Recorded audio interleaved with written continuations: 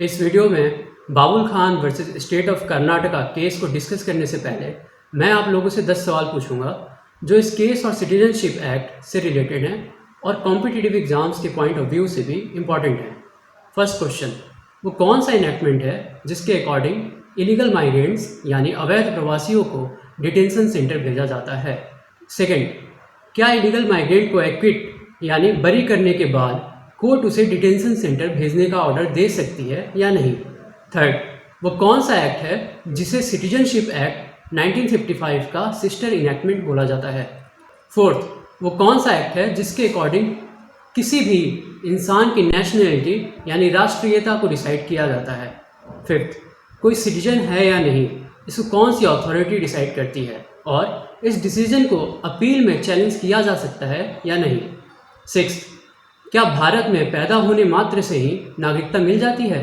Seventh, क्या illegal migrants को India में रिफ्यूजी स्टेटस यानी शरणार्थी का दर्जा दिया जा सकता है या नहीं। एट्थ, अगर प्रॉपर अथॉरिटी को किसी भी इंसान पे डाउट है कि वो सिटीजन है या नहीं तो बर्डन ऑफ प्रूफ यानी सिद्धि भार किस पे होगा। नाइन्थ, अगर किसी सिटीजन को ये डाउट है कि कोई दूसरा व्यक्ति इलीगल माइग्रेंट है तो उस सिचुएशन में सिटीजन को क्या करना चाहिए। Tenth and final question, illegal migrants के बच्चों को जुवेनाइल जस्टिस एक्ट 2015 यानी किशोर न्याय अधिनियम का फ़ायदा मिल सकता है या नहीं। इन सभी क्वेश्चंस के आंसर्स आपको इस वीडियो के थ्रू पता चल जाएगा जब मैं कर्नाटका हाई कोर्ट के 19 मई 2020 वाले ऑर्डर को डिस्कस करूंगा। शुरू में ही ये क्लियर कर देता हूँ कि सेकेंड क्वेश्चन जो डिटेंशन सेंटर से रिलेटेड है उसे मैं लास्ट में डिस्कस करूंगा क्योंकि कोर्ट के लॉजिक को समझने के लिए हमें कुछ बेसिक बातें पता होनी चाहिए। Babul Khan versus state of Karnataka case में बाबुल खान और उसकी बेटी तानिया पे ये आरोप लगाया गया था कि वो दोनों बांग्लादेश की नागरिक हैं जिन्होंने इंडिया की टेरिटरी में इलीगली इंटर किया है और इनके पास कोई प्रॉपर डॉक्यूमेंट्स भी नहीं है। इसका मतलब उन्होंने फॉरेनर्स एक्ट 1946 यानी विदेशियों विषयक अधिनियम के सेक्शंस 14A एंड 14B का उल्लंघन किया है। इसी को लेकर उन दोनों ने हाई कोर्ट में CRPC के सेक्शन 439 के अकॉर्डिंग बेल पिटिशन फाइल किया था। ये तो इस केस के फैक्ट्स थे।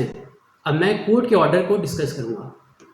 कोर्ट ने सिटीजनशिप एक्ट के सेक्शंस 2 एंड 3 को डिस्कस करने के बाद इलीगल माइग्रेंट्स को अच्छे से डिफाइन किया है जो आप लोग किसी जुडिशियल सर्विस एग्जाम में सिटीजनशिप या इलीगल माइग्रेंट्स रिलेटेड टॉपिक पर अगर कोई एस्से आता है तो वहाँ साइट कर सकते हैं।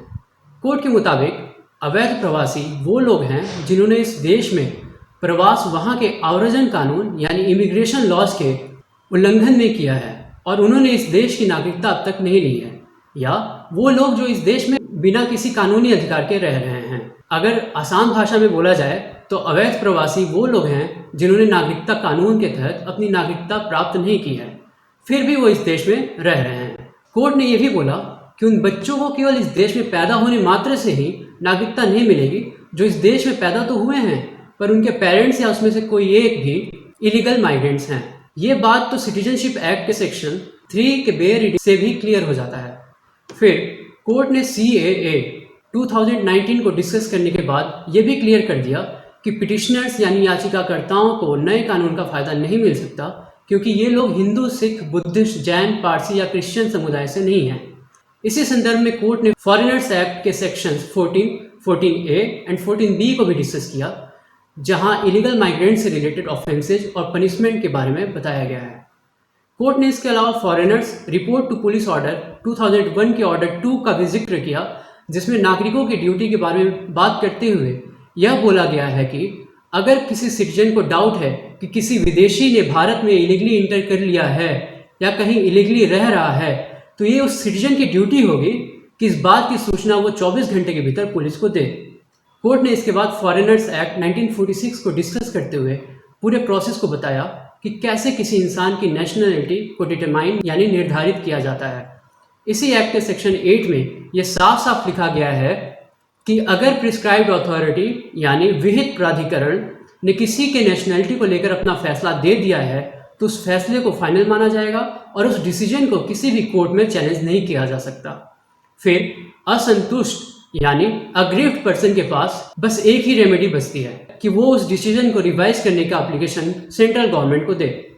इसके बाद सेक्शन 9 बर्डन ऑफ प्रूफ यानी सबूत के भार के बारे में बात करता है, जिसमें ये मेंशन किया गया है कि अगर किसी इंसान की नेशनैलिटी को लेकर डाउट है तो ये उसी इंसान को प्रूव करना होगा कि वो इलीगल माइग्रेंट नहीं है, और तब तक ये प्रिजम्पशन यानी उपधारणा बनी रहेगी कि वो फॉरेनर है।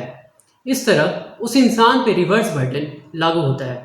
आपको बताते चले कि रिवर्स बर्डन ऑफ प्रूफ यानी प्रमाण का उल्टा बोझ एक सिद्धांत है जहां प्रोसिक्यूशन यानी अभियोजन को किसी इंसान का दोष साबित करने के बजाय उस इंसान को ये साबित करना पड़ता है कि मैंने वो गुनाह नहीं किया है। जब तक एक्यूज्ड इस प्रिजम्पशन को रिबट यानी खंडित नहीं कर देता कि मैंने वो गुनाह नहीं किया है, तब तक ये प्रिजम्पशन बनी रहेगी। कोर्ट ने यह भी क्लियर किया कि जुवेनाइल जस्टिस एक्ट 2015 का फ़ायदा इलीगल माइग्रेंट्स के बच्चों को भी मिलेगा, क्योंकि जे एक्ट इंडियन नेशनल और फॉरेन नेशनल के बच्चे में कोई डिफरेंट ट्रीटमेंट की बात नहीं करता है। कोर्ट ने यह भी बोला कि इलीगल माइग्रेंट्स को रिफ्यूजी का स्टेटस नहीं दिया जा सकता, क्योंकि इंडिया रिफ्यूजी कन्वेंशन 1951 का सिग्नेटरी यानी हस्ताक्षरकर्ता नहीं है, और इसलिए यूनाइटेड नेशंस का इलीगल माइग्रेंट्स को एक्सपल्सन यानी निष्कासन से रोकने वाला प्रिंसिपल इंडिया पे अप्लाई नहीं होता। फाइनली मैं सेकेंड क्वेश्चन को डिस्कस करूंगा कि क्या इलीगल माइग्रेंट्स को बेल देने और एक्विट करने के बाद भी डिटेंशन सेंटर भेजा जा सकता है या नहीं। आगे बढ़ने से पहले आप लोगों को यह पता होना चाहिए कि इलीगल माइग्रेंट्स के खिलाफ दो चीज़ें इंडिपेंडेंटली ऑपरेट करती हैं। पहला यह कि उन सब ने फॉरेनर्स एक्ट या पासपोर्ट एक्ट के किसी न किसी सेक्शन के अंडर कोई ना कोई क्राइम किया है, और दूसरा ये कि फॉरेनर्स ट्रिब्यूनल इलीगल माइग्रेंट्स की सिटीजनशिप को लेकर अभी भी डाउट में है। इसका मतलब यह है कि भले ही कोर्ट ने एक्यूज्ड पर्सन को रिलीज या एक्विट कर दिया है, लेकिन उन सबकी सिटीजनशिप को लेकर ट्रिब्यूनल ने अभी तक कोई फैसला नहीं सुनाया है।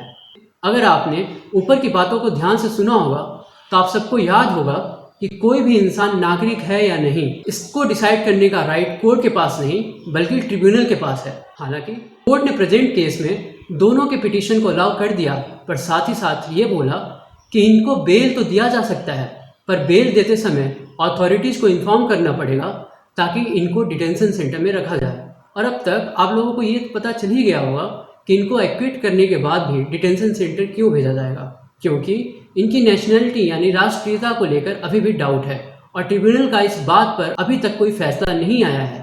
ये बातें फॉरेनर्स एक्ट के सेक्शन 8 जो determination of nationality and section 9 जो बर्डन ऑफ प्रूफ से डील करता है कि कंबाइंड रीडिंग से भी क्लियर हो जाता है। रही बात वो कौन सा इनेक्टमेंट है जिसे सिटीजनशिप एक्ट की सिस्टर इनेक्टमेंट के नाम से जाना जाता है, तो ये ऑनरेबल सुप्रीम कोर्ट ने Abdul Kuddus versus Union of India 2019 के केस में ही क्लियर कर दिया था कि फॉरेनर्स एक्ट 1946 और सिटीजनशिप एक्ट 1955 एक दूसरे से बहुत हद तक रिलेटेड हैं, और इसलिए इन दोनों एक्ट्स को सिस्टर इनेक्टमेंट्स बोला जाता है।